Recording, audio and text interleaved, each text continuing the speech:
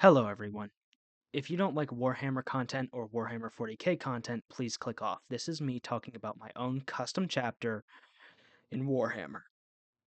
Now, the first clip that will be shown here is the color scheme.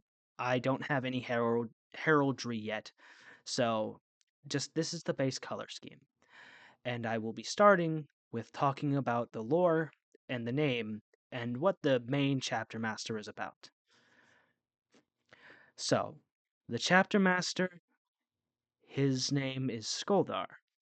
He was originally a part of the Space Wolves chapter, a wolf guard in Logan Grimnar's pack, and during the late M41, just entering M42 period, him and another wolf guard by the name of Arjak Rockfist were sent to a small planet on the outskirts of the Imperium that was being overtaken by a Xenos threat, the Tyranids.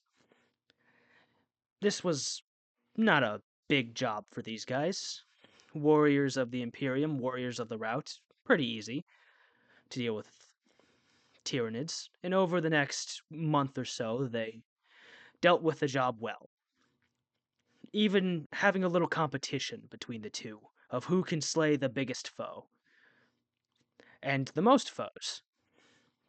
Between them, near the end of this crusade, they got about the same score. And as this crusade reached its end, and they thought they were done, so they started packing up, getting ready to leave planet. As they did, one last little holdout was found. Now, as Space Wolves usually do, they wanted to be frontline, front and center, and being the last holdout, they didn't think it was going to be much. As these two gigantic Terminators drop onto this field, something's different. Instead of the normal Tyranids, couple warriors, maybe a couple hive guard, even the Carnifex or two, maybe a swarm lord. Things are off. Things are different. The air is colder and more wicked and vile than anything either of the two have felt in a pretty long time. They've felt stuff like this before. Arjak has been on the battlefield with Primarchs before. Skoldar has heard the stories of these legendary battles. He hasn't been a part of many, but he's getting there. His renown is building.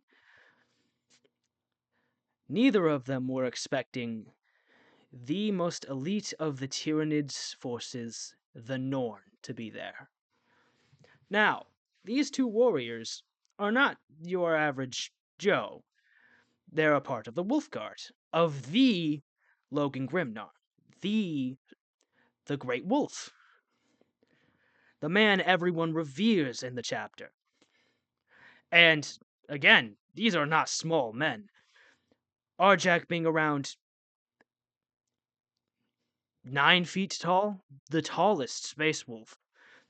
Second to Skoldar, of course. Skoldar towering over him. Smaller than another space marine by the name of Tiberos the Red Wake, but not by much being smaller. He is among the tallest of the marines and would easily be taller than his Primarch. That is because Lehman Russ of the Space Wolves is short among his brothers, but that is still pretty tall for a Marine. And as the Norn reaches this battlefield, obviously there's the swarm, the normal warriors and gaunts fighting everyone else. So Arjak and Skoldar are basically left to fight this giant adversary that is on its own Primarch tier. Every so often getting help from their packs, but intermittently these two brawl this giant beast as it's ripping into their armor and tearing at their their ceramite plates, ripping Terminator armor, ripping chitin from the Tyranids around them. They both, after, I want to say, 3-4 hours of combat, slow. Arjak and Skoldar have their armor broken and are basically beaten. As the Norn goes to finish what it has started with Skoldar, a weird phenomenon happens. The chapter has been recording strange instances with Skoldar. See, Skoldar is what we call a psyker. He doesn't know, or at least believe he is a psyker, but he does have abilities. And his ability, even though he can't really control it, has been dubbed the presence. Him just existing exudes a mindset on a battlefield. To weaker enemies, of course. The strongest of enemies don't feel this pull nearly as much. But to weaker enemies, it exudes a pressure, a fear, where you can barely move, let alone fight. This time it was different. This time it felt like his mind tried to latch on to something. And it did. As this final blow is about to be landed, Skoldar's mind and psychic power link with the Tyranid Norn. And the only man to ever see the sight of the Hive Queen, the Hive Mind, so Tyranids are, if you don't know, are a hive mind. And him looking into this Norn's mind allows him to see within the mind and see the hive mind. There's only one other character who has done this. I think it was Varro Tigurius. But this time, it's not like Varro Tigurius where he meant to. This is a man who is doing it by accident. And I don't think Varro Tigurius saw the hive mind then. As this sight that wasn't meant for one man to see reaches Skoldar, it burns deep within within his mind, his super augmented mind, torching one of his irises into a deep purple hue and kind of cracking the right side of his very mangled, leathery face of a very ugly-ish space marine, crawling up to the side of his temple and skull over his hair. Skoldar is, like I said, a massive man. He has long, red, like mangy hair, a true warrior of the rout. His armor is a Terminator clad. Well, at this point, his armor is Terminator mixed with a bit of Cataphracti Terminator plate. It's very augmented to try and be as big as possible for him. It is very heavy, too. And while this scene is happening, while Skoldar is linking with this Tyranid and his mind is kind of being ripped away from this fight, seeing something he shouldn't be, Arjak gets the opportunity to land a very significant hit on the Norn, hitting it directly in one of its joints in his leg, cutting down its movement, as Skoldar finally breaks back into consciousness, able to land the final strike and rip through the Tyranid. And along with that, Skoldar's war gear, he has a giant talon claw, akin to like what Horus had. And the other side is this kind of brutal looking lightning claw. So he has a talon and a lightning claw. It's a very unique set for a very unique Marine. And as news of a man seeing the Hive Fleet spreads throughout the Imperium, the ones who definitely shouldn't have heard this news hear this news. The Inquisition get word of a space wolf who has seen the Hive Fleet and demand to meet and have a meeting with Logan Gremnar about this warrior. Accompanied with Ultramarine, I want to say some Ultramarines and a couple others. The lore is a bit shaky. This is a new chapter. These Inquisitors meet with Gremnar and Skoldar, along with Arjak, his Wolfguard, to discuss what they should do. And forever and always, the Inquisitors, if anything, are rash, impulsive, and petty. And someone who's seen such a big threat, who has such a physical reaction to it, has to be a traitor, has to be tainted, has to be purged. But you'd be damned if you tell Grimnar you're going to kill one of his brothers in front of his face and do it. Almost breaking out into 3 different scuffles, they end up making a deal. Skoldar will no longer be officially recognized as part of the Space Wolves chapter, and will be dubbed a chapter master of his own chapter. But the chapter will be under direct command by Logan Grimnar himself, and will have to make regular reports to him to make sure that they are following orders and are not traitor. Logan Grimnar doesn't really care. He knows his brother isn't a traitor, so he is fine with it, and is very loose with what he tells Skoldar to do. So, as Skoldar is plunged onto making a new chapter, which is a whole job that he was not expecting. This is a young space wolf who is just looking to make his name in the chapter, not make his own. He's pushed to so many new decisions. First off, how does he run his chapter? Does he pull from Fenris?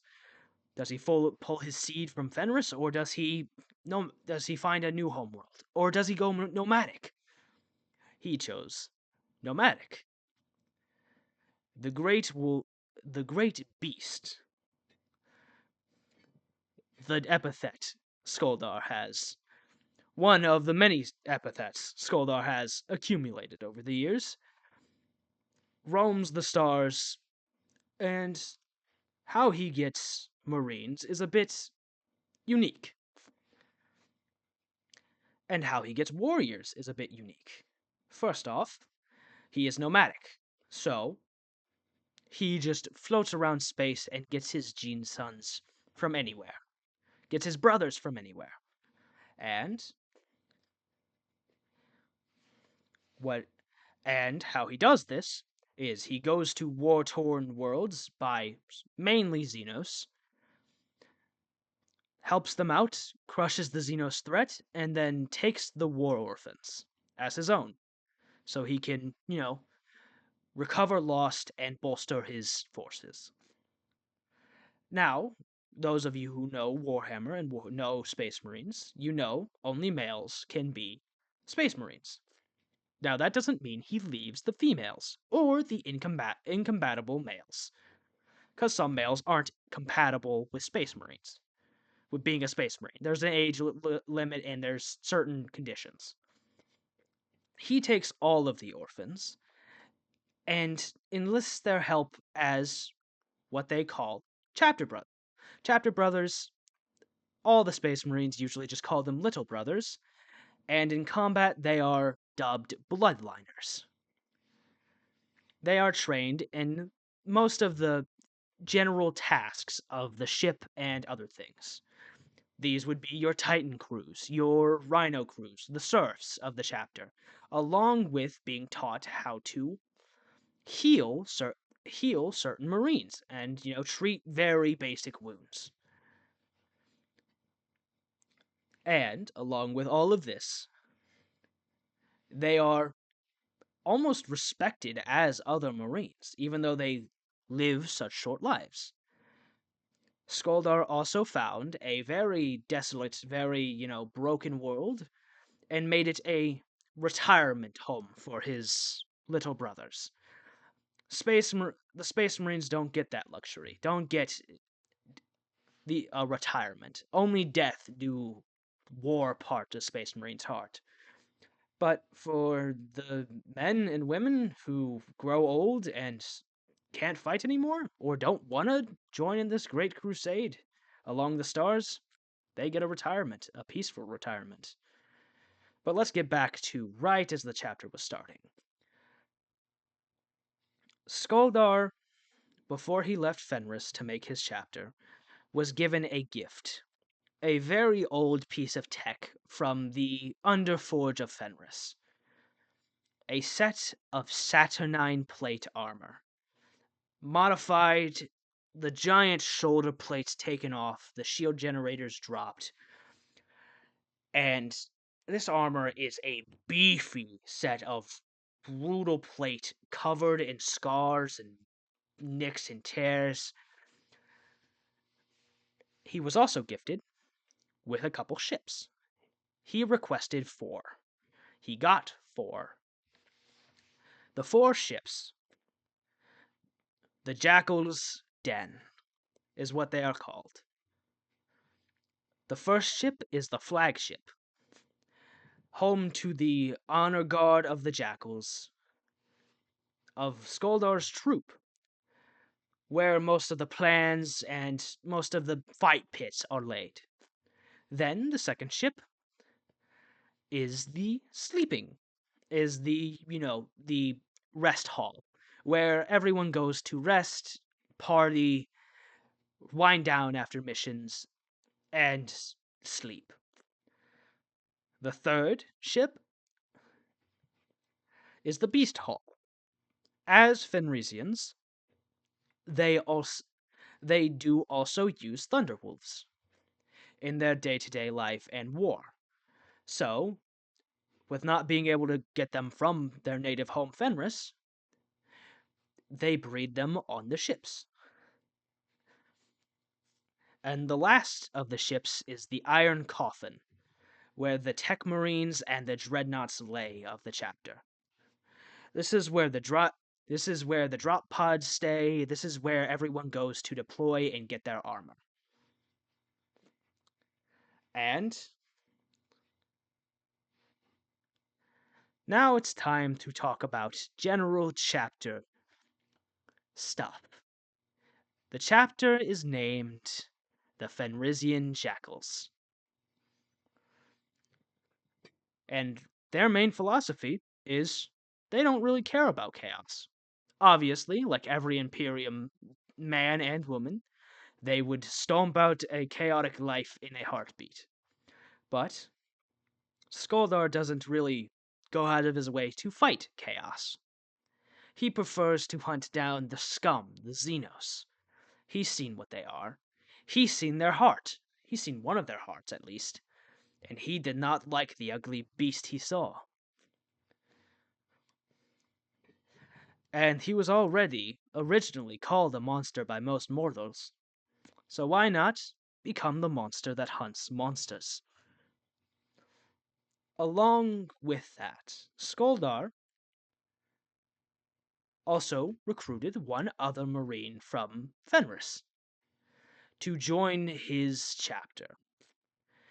A old crazy man who was a part of his original wolf pack when he was a neophyte, a bloodclaw. The Grey Hunter that was stationed with his pack to take them through thick and thin, a man by the name of Gunther, who has now been eternalized in the coffin, the Iron Coffin, the Dreadnought, and has also succumbed to the curse of the Wolfen. He is still conscious enough to make decisions and have conversation, but like all Wolfen, is on a very thin line between calm talking and bestial rage, and flying off the handlebars and killing someone.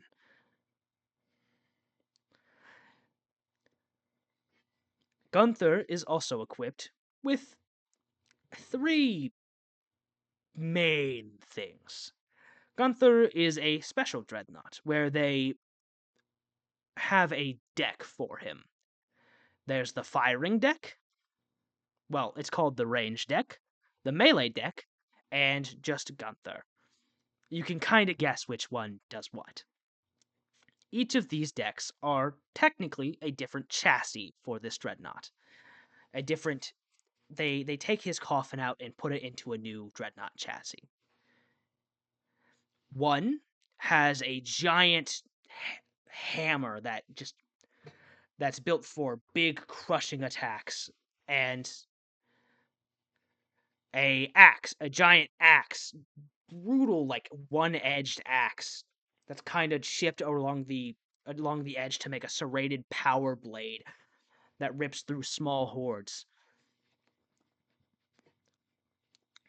The range deck is filled with a heavy assault cannon that, like its name suggests, runs through small enemies. And another weapon that we'll get into in a second. The other and the last deck, the normal chassis of Gunther, has the axe and the assault cannon, along with a way for him to challenge other foes. You'll see that when we get to the rules soon. Now let's get to those other weapons Gunther has. And one of the very unique things about this specific chapter, their special weapon. This chapter uses a form of fuel slash promethium that the other chapters don't use because it's seen as inefficient. The Mechanicum has deemed it Black Star Ichor.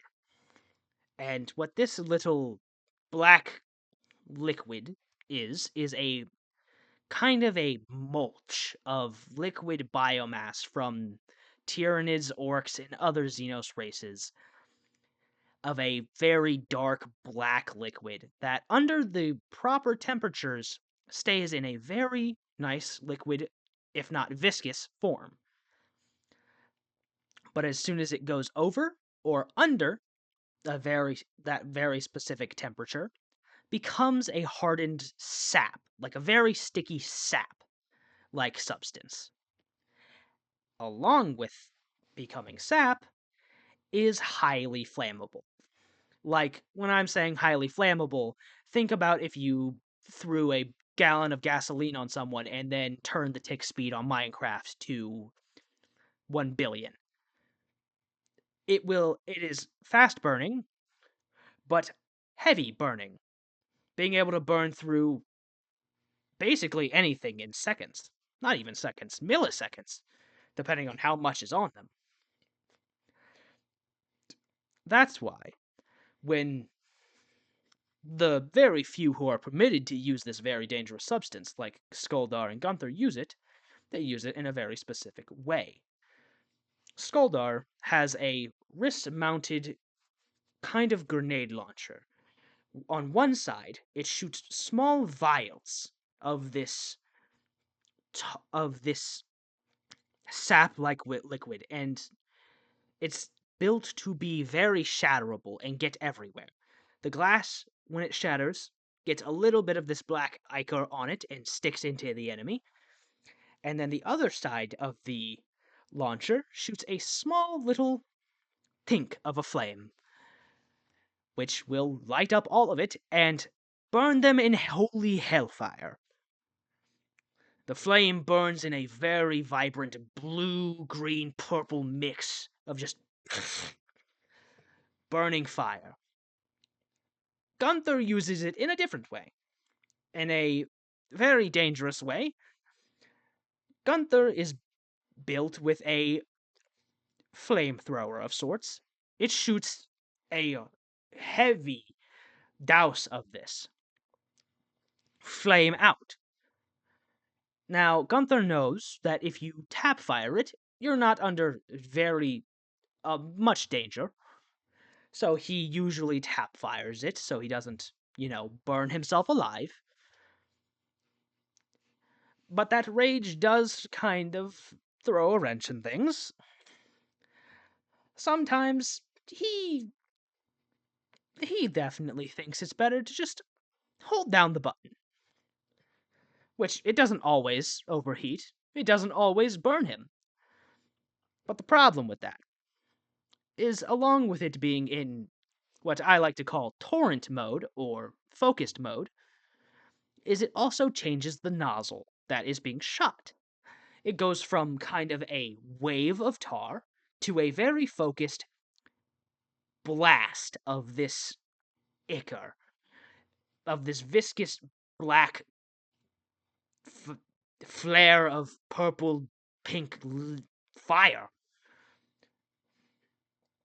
And you could think, if you've ever seen what a flamethrower or how a flamethrower works, if you hold the button, it will overheat, or at least run out of fuel very quickly.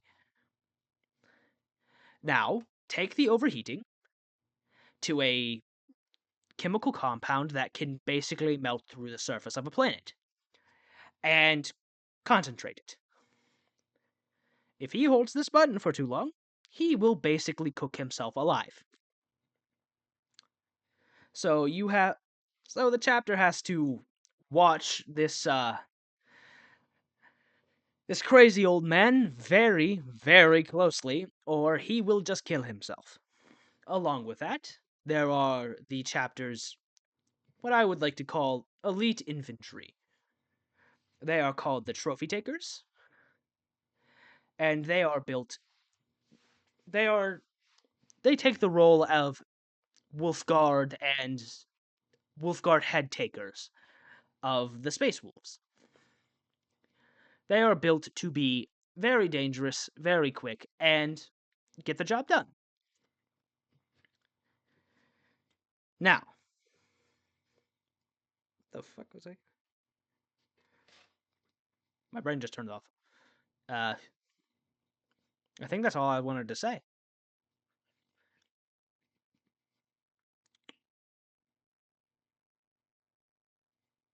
Oh, yeah, last thing.